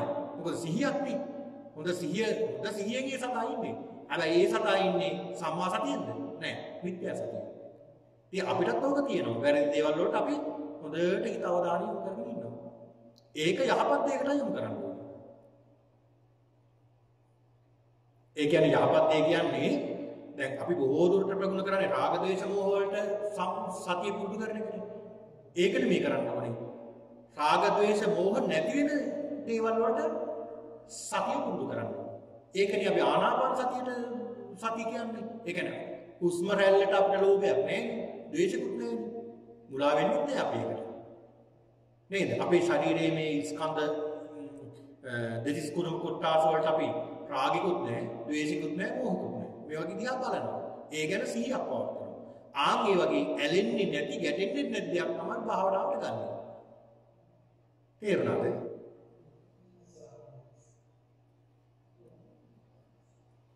අනේ බොහොම හොඳයි මේ ප්‍රශ්න අහන එක ධර්ම ගැටලු. බොහොම වටිනා ප්‍රශ්නයක් ඒ නෝනාත්මිය යොමු කළේ. හොඳ අවබෝධයෙන් යුක්තව කටයුතු කරන කෙනෙක්. ඔව්. ඒ වගේ දහම් ගැටලු ඔබ හිතන්න ඕනේ. හිතනකොට මේ ධර්මයේ කෙරෙහි හිත යොමු කරනකොට ඔබට මේ වගේ ප්‍රශ්න ගැටලු ඔබට පැන නගියි. මේ ප්‍රශ්නයක් ගැටලුවක් පැන නැග්ගොත් ඔබ අපේ පින්නතුන් කොහොමත් මේ ධර්මයට බොහොම නැති පිරිසක් මේ වැඩසටහන වල සහ සම්බන්ධ වෙන්නේ මේ විහාරස්ථානයේ දායක පින්නතුන්. ධර්මයට බොහොම කැමැති, ධර්මකාමී, ධර්මයේ දියුණු කරන නිතර බණ භාවනා සිදු කරන සිල්වත් පිරිසක්. ඉතින් ඒක නිසා මේ පින්නතුන්ට ඒ ප්‍රශ්න ගැටලු निराකරණය කරගන්න අපි සාකච්ඡා කරමු මේ මොහොතේදී. තව ගැටලු තියෙනවා නම් අපිට පුළුවන් සාකච්ඡා කරන්න.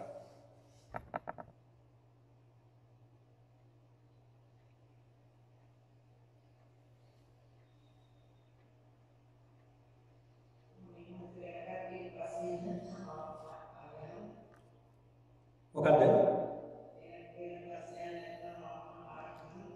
කමන්නේ අහන්න.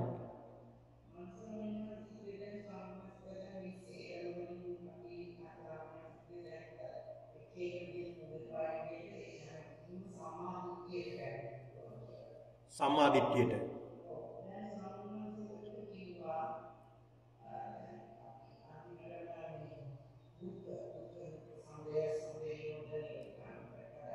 ඔව්. ඔව්.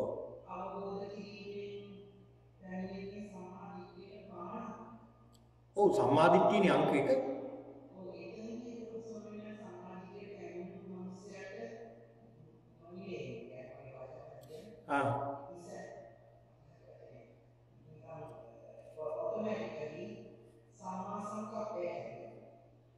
ඔව් ඒව සියල්ලම වර්ධනය වෙනවා. ඒ කියන්නේ අපි හිතමුකෝ මේ ආර්ය අෂ්ටාංග මාර්ගයේ අංග 8ම වර්ධනය වෙනවා සෝවාන් වෙච්ච කෙනාට. ඊළඟ දෙවෙනි පියවර විදියට සකදාගාමී වෙනකොට ඊට වඩා තව ටිකක් ඉදිරියට ඇවිල්ලා මේ 8ම වර්ධනය වෙනවා. ඊළඟට අනාගාමී වෙනකොට ඊට වඩා ගැඹුරින් මේක වර්ධනය වෙන්න මේ 8ම.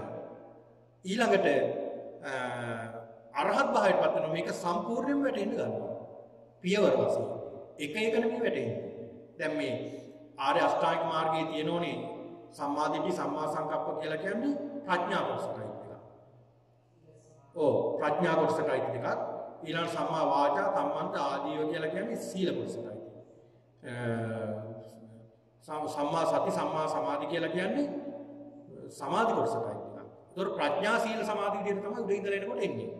පළවෙනි දෙක ප්‍රඥා ඊළඟ තුන සීල ඊළඟ දෙක සමාධි. ඉතින් මේ විදිහට තමයි එන්නේ. එතකොට ඒ සියල්ලම එකටම වර්ධනය වෙනවා. එක එක නෙමෙයි වර්ධනය වෙන්නේ. දැන් සෝවාන් වෙනකොට සම්මා දිට්ඨිය විතරයි එහෙම නෙමෙයි. සියල්ලම තමයි දැන් පංච නීවරණත් එහෙමයි. පංච නීවරණත් එක එක නෙමෙයි. සියල්ලම තමයි ටික ටික පියවරෙන් පියවර පහ පහම තමයි යට වෙන්නේ. ඊළඟට පහක් යට යනකොට 8ක් ඉස්මතු වෙන්න ගන්නවා. ඒකත් පියවරෙන් පියවර තමයි ඉහළට එන්නේ.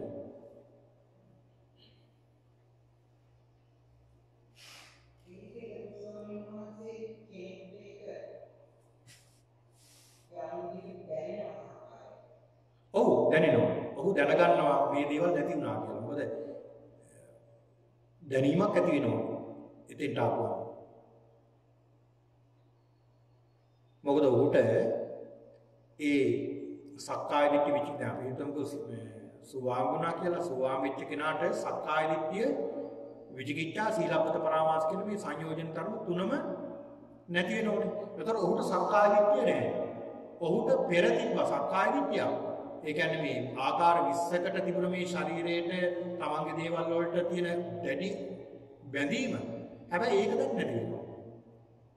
තමන්ට දැනනවා දැන් ඉස්සරට වගේ නෙමෙයි දැන් මට මේ වගේ ආසාවක් නැහැ. දැන් සමහර කියන්නේ ටික ටික අනේ මට දැන් ඉස්සර වගේ නෙමෙයි දැන් මේ වගේ වැඩි ආසාවක් නැහැ. මෙහෙම කියලා කියනවනේ. ඒ කියන්නේ ටික ටික ඒවා නැති වෙලා තියෙනවා. ඒකට තමන්ට දැනෙනවා ඉස්සරත් මෙහෙම තිබ්බා දැන් එහෙම නැහැ. ඔකට හොඳම කතාවක් කියන්නම් මම. හත්තාල පුත්තක උග්ග කියන සිටුවරේ හිටියා. මේ සිටුවරේ හොඳට රාබි කෙනෙක්. සිටුවරේ. මෙයාට බිරින්දෑවෝ 3 දෙනෙක් හිටියා. මෙයා යනවා දවසක් රාබොන්න කැලේමෙන් තමයි තියෙන්නේ මේ ස්ථානේ රාබොන්න තැන. හොඳටම රාබීලා බැරි වෙලා එන්නේ. බුදුහාමුදුරුවෝ ලෝකේ දිහා බලනකොට දකිනවා මේ උග්ග සිටුතුමා මොහුගේ ප්‍රඥාව දියුණු කරන්න පුළුවන්. පෙර සසරේ කුසල් කරලා තියෙනවා. ඒක නිසා ප්‍රඥාව දියුණු කරන්න පුළුවන් කියලා බුදුරජාණන් වහන්සේ අර කැලෙන් එළියට එනකොටම ගහක් මුල වැඩ ඉන්නවා. මේ සිටුවර එනකොට බුදුහාමුදුරුවෝ දැක්කා දකින්නකොටම වෙරි හිඳුනා කියනවා. එහෙමම ඇවිල්ලා වාඩිලා බණ ඇහුවා. අනාගාමී මට විදියට අනාගාමී වුණා. අනාගාමී වෙලා ගෙදරට ගියා. ගෙදර ගිහිලා කියනවා දැන් තිබුණ රාගයේ සක්කාය දිට්ඨිය මම මගේ කියලා අල්ලා ගැනීම අනිවා. නැති වෙලා. ඊළාට වෙනත් දෘෂ්ටි වල ග්‍රහණය කරගත්ත එක නැති වෙලා. ඉතින් මේ විදිහට තමන්ගේ කෙලෙස් බැලුවත් කෙලෙස් නැහැ. දැන් ගෙදර ගියාට ගෙදර යනකොට අර බිරින්දෑවරුන්ට තිබුණ ආදරයේ සෙනෙහස රාගය නැහැ. දැන් බිරින්දෑවරුන්ට කියනවා එන්න කියලා. මගේ කිසි අකමැත්තක් නැහැ. නුඹලා කවුරු හරි එක්කලා ආද වෙලා ඉන්නවා නම් යාළු වෙලා ඉන්නවා කැමැත්තෙන් ඉන්නවා නම් ඊය එක්කලා යනවා සල්ලි දෙනවා. ඒතකොට කලින් තිබ්බා කලින් බැරි වෙලාවක් කෙනෙක් එක්කලා කතා කළා නම් අර බිරින්දෑවරු මොකද වෙන්නේ? ඉවරනේ. නේද? ලොකු ප්‍රශ්නයක් තියෙනවනේ. හැබැයි දැන් මොකද මේ කියන්නේ? දැන් මොකද කියන්නේ? අර සියල්ල අතහැරලා සියල්ලම අතහැරලා යන්න කියනවා. ප්‍රශ්නයක් නැහැ. මොකද එයා දන්නවා එයාගේ හිත එක තැනකට ඇවිල්ලා ස්ථිර වෙලා තියෙනවා.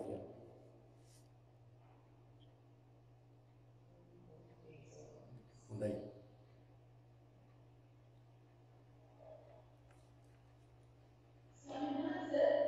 ඔව්.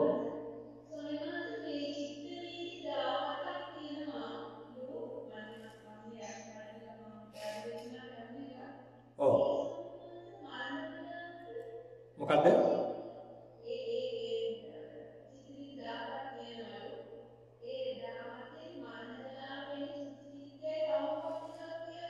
ඔව්. භවංග ජවන උත්ප්පන භවංග චලන මේ විදිහට භවංග චලන කියලා මෙහෙම තියෙනවා. චිත්ත වීතියේ සිතක් එනකොට වීති ඒ කියන්නේ සිතට එන වීදි මේ 17ක් තියෙනවා. ඒ 17 අවසානම එක තමයි චුති. ඊළඟට පටිසම්භිදා. චුතියෙන් අවසන් වෙනවා පටිසම්භිදේ නැවතත් උපදිනවා. උපදින්නේ පටිසම්භිදා. මොකද? සමායෙන්න මට ඇහුන්නේ අන්න හරි කූඩැල්ලා වගේ. කූඩැල්ල බලන්න කූඩැල්ලගේ දෙපැත්තෙම ඔලු දෙකක් තියෙනවා. එක තැනක් අතාරින්න තව තැනක් අල්ලගෙන. ආන්ගේ වගේ තමයි මෙතන ඉවර වෙනකොටම ඇත්ති නැති වෙනකොටම ඇති වෙනවා. තව තැනක උපදලා. මොකද? උපාදානයනේ.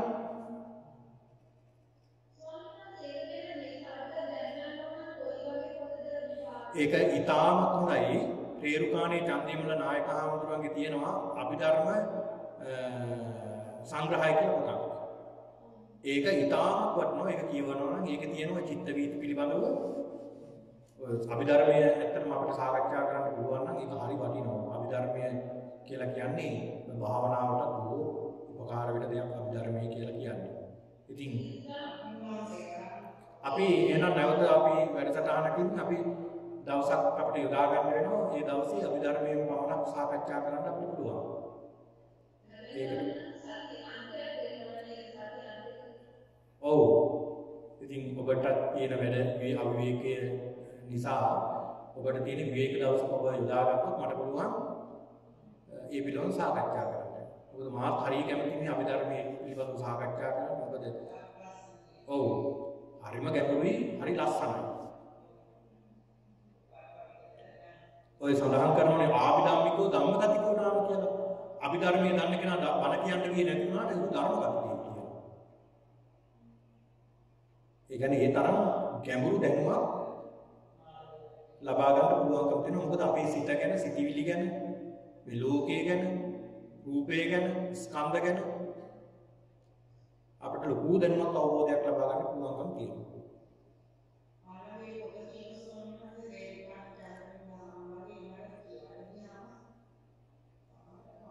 අමාරුද? ඔව් සරලව තියෙන පොතකුත් තියෙනවා. හැබැයි එහෙම ගැට.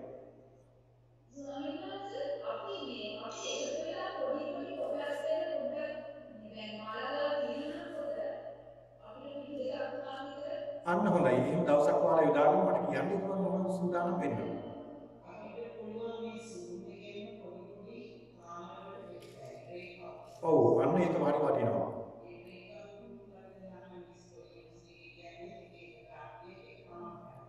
ඔව්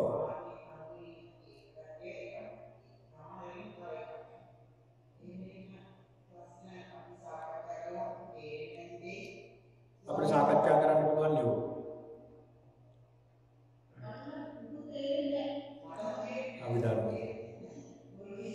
නෑ ඒක හරීම රසවත්. අභිධර්මය කියන්නේ හරි රසවත් දෙයක්. ඒ කියන්නේ හරි වටිනා, පැහැදිලි, ගැඹුරු කිව්වට ඒක අවබෝධ කළ හැකි බොහොම වටිනා ගැඹුරක් තියෙනවා.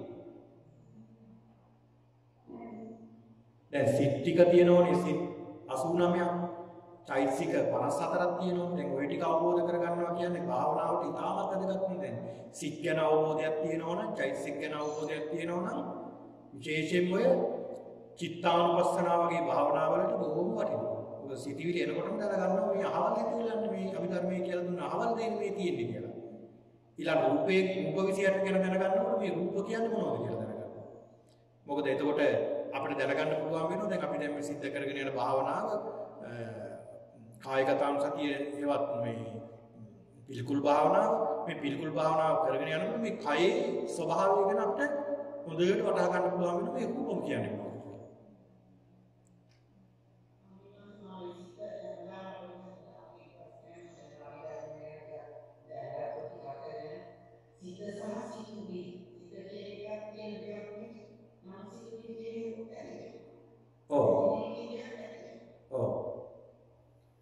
එතකොට සිත කියන්නේ දැන් ඔයකින් මට තේරෙන විදිහට නෝන අහන්නේ සිතත් සිතිවිලිත් කියන්නේ දෙකක්ද කියලානේ. හරි. ඔන්න සිත කියන්නේ එකක්. සිත කියන්නේ එකක්. හැබැයි සිත් තියෙනවා 89ක්. දැන් කෙනෙකුට ප්‍රශ්නයක් වෙනවා එතකොට අයනම් සිත් එකක් නම් සිත් 89ක් වෙනවා. එතකොට දැන් මම තාම සිතිවිලි ගැන කතා කළේ නෑ. ඒකට තවත් ප්‍රශ්නයක් වුණ වෙනවා. ඒක නිසා සිතිවිලි ටිකක් අමතක කරලා සිත කියන්නේ එකක්. හැබැයි සිත් 89ක් තියෙනවා. අන්න ඒකෙන් කියන්නේ අර එකක් වුණ සිත විඥාණයනේ. ඒ එකක් වුණ සිත නැත්තම් විඥාණයට විවිධ අරමුණු නිසා සිත් වෙනවා. තේරුණාද? අපි හිතමුකෝ ඇහැ හරහා සිතක් වෙනවා. ඒකට කියනවා චක්කු විඥානය. කන හරහා සිතක් වෙනවා. සෝත විඥානය. දැන් ඇහැ හරහා එන සිතට කියනවා චක්කු විඥානය. චක්කු විඥාණයෙන් දැනගන්නේ රූප ගැන විතරයි. වර්ණ රූප මේ පාට මේ හැඩය මේ වර්ගය කියලා මෙයා දැනගන්නවා ඇහෙන් අඳුර ගන්නවා. ඒ අඳුර ගන්න සිතට කියනවා චක්කු විඥානය. අන්නේ ඇහෙන් එන සිතිවිල්ල මේ ඒ වගේ සිත් ඇහෙන් කනෙන් නාසයෙන් මේ විදියට එන සිත් තියෙනවා 89ක්. ඊළඟට ඒවට සිතිවිලි ගැන දැන් අහන්නේ. සිතයි සිතිවිලි දෙකක්ද කියලා. ඔන්න දැන් සිතිවිලි දැන් ඒ එන එක සිතිවිල්ලක් කියමුකෝ. අපි හිතුව මෙහෙම සිතිවිල්ලක්. සෝමනස් සහගත සෝමනස් සහගත දිට්ඨිගත සංපයුක්ත සංඛාරික සිත. ලෝභ සහගත සිතක් නේ ඔක. ලෝභ මූල සිතක් නේ. සෝමනස් සහගත දිට්ඨිගත සංපයුක්ත අසංඛාර සිත. අසංඛාර ඒ කියන්නේ ඒක සිතක් නේ. ඒක සිතක් හැබැයි ඒ සිත ඇතුලේ සිතිවිලි තියෙනවා. ඒ කියන්නේ චේතනාව. චේතනාව. අපි හිතුව මේ සෝමනස් සහගත. ඒ කියන්නේ සැපක් කියන්නේ ලෝභයක් නේ. අන්න ලෝභයක තියෙනවා. සෝමනස් සහගත දිට්ඨිගත කියන්නේ විද්‍යා දෘෂ්ටිය. විද්‍යා දෘෂ්ටියක් තියෙනවා. අන්නේ ඒ වගේ සිතිවිලි අර සිත ඇතුළත දැන් සිතිවිලි සිතයි වෙන් කරන්න බෑනේ. සිතිවිලි සිතයි වෙන් කරන්න බෑ. ඒක වෙන් කරලා කියන්න බෑ. සිතිවිලි එකක් සිත එකක් කියලා කතා කරාට මේ දෙක එකක් විදිහටමයි යෙදෙන්නේ. කොහොමද උදාහරණයක් කියනවා නම් නෙල්ලි ගෙඩියක් හපනකොට නෙල්ලි ගෙඩිය හපනකොට මොකක්ද වෙන්නේ? ඇඟුල් රාත් වෙනවා. ටිකක් වෙලා යනකොට හරි රසක් එනෝනේ නේද? හැබැයි මුලින් නෙල්ලි ගෙඩිය හපනකොට ඇඟුලක් එනවා. ඊළඟට රසක් එනවා. මට පෙන්වන්නකෝ ඒ රසයි ඇඟුලයි වෙන් කරලා. පුළුවන්ද? බෑ. ඒ වගේ තමයි. සිතයි සිතිවිලි වෙන් කරන්න බෑ. අඳුර ගන්න පුළුවන්. වෙන් කරන්න බෑ. මේක මේකයි කියලා. ඒකේම දෙන්නේ. ඒ කියන්නේ විඥාණය තමයි සිතිවිලිත් වෙන්නේ.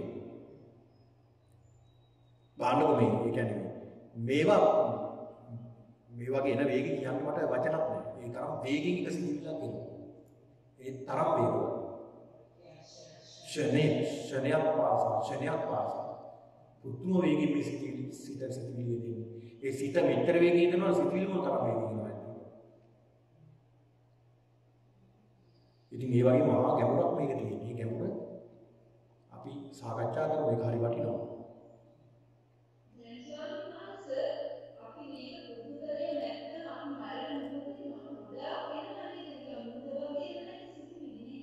සිතිවිලි වේගින් එනවා. මරණාසන්න මොහොතේ ඒ කියන්නේ මමත් දන්නේ නැහැ. මාත් ඔය කියවල ධර්මයෙන් දැනගෙන තමයි මේ කියන්නේ. මොකද මේ මොහොතේ මම මොකද කියලා නැහැනේ කවුරුත්. මේ ඒ මොහොතේ ඔකේ සඳහන් වෙනවා කර්ම නිමිති ගති නිමිති. මේක වෙනම දේශනාවක් මම කරන්න ඕනේ මේ පිළිබඳව. ඒ කියන්නේ කර්මයේ පිළිබඳව. කර්ම නිමිති ගති නිමිති කියලා කොටසක් තියෙනවා. ඒ කර්ම නිමිති ගති නිමිති වලට මේවා පහළ වෙනවා. ඒ කියන්නේ කර්මයට මේවා පහළ වෙනවා අපි කරපු කුසල කර්ම රූපවාහිනියට තිරේ වෙන්නවා වගේ අපිට පේන්න ගන්නවා. ඒ පේන්න ගන්නවා වේගින් පේන්න අරගත්තාට පස්සේ යහපත් දේවල් කරනවා යහපත් දේවල් පේන්න දෙනවා යහපත් දේවල් කරනවා යහපත් දේවල් එනවා. කර්ම. ඊළඟ කර්ම නිමිති. කර්ම නිමිති කොහොමද එන්නේ? අර කරපුවා පේන්න ගන්නවා පෙර කරපුවා. සත්තු මරපු ඒවා ඒව දැන් පේන්න ගන්නවා. ඔව් කර්ම නිමිති. හැබැයි යහපත් දේවල් කරනවා නම් යහපත් දේවල් පේන්න ගන්න දුන්නේ නැහැ. සීල් ගන්න හැටිවත් පේන්න ගන්නවා. වැඩිපුර කරලා තියෙනවා. ඊළඟ ගති නිමිති කියන්නේ අන්න ගතිය. ඒ කියන්නේ උපදින තැනක් පේන්න ගන්නවා. සමහර කෑ ගන්නවා අනේමාව පිච්චෙනවා බේරගනින්න කියලා මරණසන්න මේ සීතලේ ඒ වුණාට පිච්චෙන රසය. අකුසල බලවත් වෙලා. කුසල බලවත් වුණාම එයා hina වෙනවා. පිළිත් කියනවා. මට දිව්‍ය ලෝකෙ පේනවා කියනවා. මේ දෙවියන්ට මට කතා කරනවා කියනවා. ඉතින් බලන්න ඕකච්චර. අන්න ඒක තමයි. ඉතින් දැන් අපිට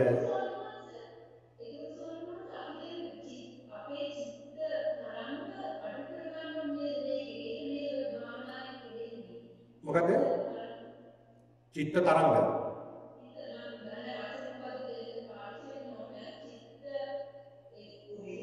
ඔව් සිතිවිලි එනවා ඒක නවත්තන්න බෑනේ අපිට. සිතිවිලි වේගෙන් එනවා. ඒක නවත්තන්න බෑ අපිට. හැබැයි එන සිතිවිලි අවබෝධ කරගන්නයි ඕනේ අපිට. අන්න හරි අවබෝධ කරගන්න perception.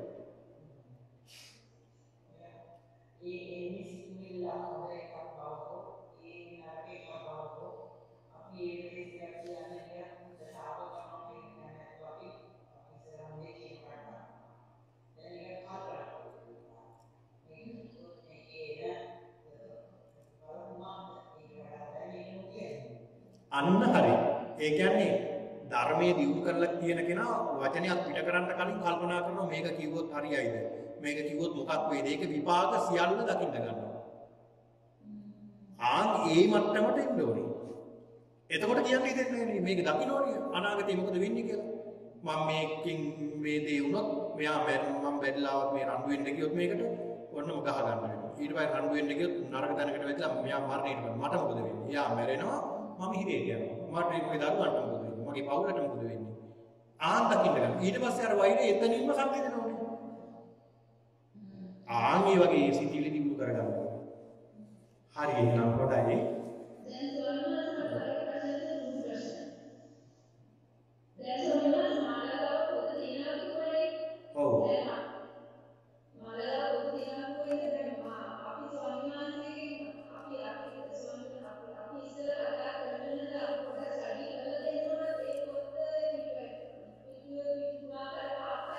ඔව් අපි කතා කරලා කියන්නම් ඔයත් දිනයක් යොදාගෙන මේ අපේ මාධව මහත්මයාට දැනුවත් කරන්න ඊට පස්සේ අපි දැනුවත් කරන්නම් මේ දේ ගැන සාකච්ඡා කරන්න කියලා ඊට පස්සේ අපි සාකච්ඡා කරන්න පුළුවන්. එහෙම කරමු.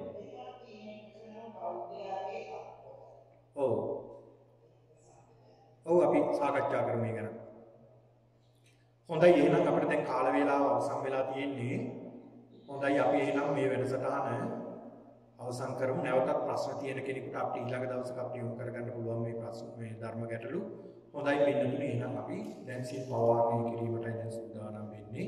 හොඳයි සියලු දෙනා මේ සඳහා සූදානම් වෙන්න. ඔබ උදෑසන ඉඳලා මේ මොහොතේ දක්වා මේ සිල් වැඩසටහන සහ සම්බන්ධ වෙලා විශාල කුසල කර්මයක් සිද්ධ කරගත්තා. දැන් අපි පන්සිල් සමාදන් වෙලා මේ සිල් පවාරණය කිරීමටයි මේ වැඩසටහන අවසන් කිරීමටයි සූදානම්. හොඳයි පන්සිල් සමාදන් වීමට නමස්කාරයට වරක් කියන්නේ. නමෝ තස්ස